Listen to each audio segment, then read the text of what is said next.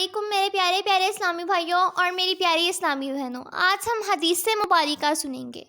چنانچہ حدیث مبارکہ میں ہے، نبی پاک صلی اللہ علیہ وآلہ وسلم سے روایت کرتے ہیں کہ آپ نے ارشاد فرمایا، ہر مسلمان کے ذمہ صدقہ ہے۔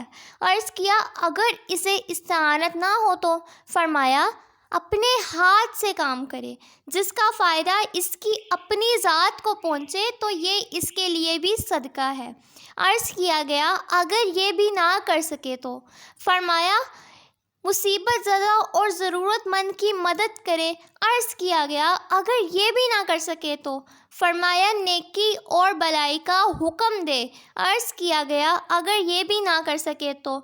فرمایا، برائی سے رک جائے، یہ بھی اس کے لیے صدقہ ہے۔ سبحان اللہ۔ میرے پیارے پیارے اسلامی بھائیوں اور میری پیاری اسلامی بہنوں، امید کرتی ہوں آپ کو میری ویڈیو پسند آئی ہوگی۔ آپ نے لائک، شیئر اور سبسکرائب ضرور کیا ہوگا۔ فی امان اللہ، اللہ حافظ۔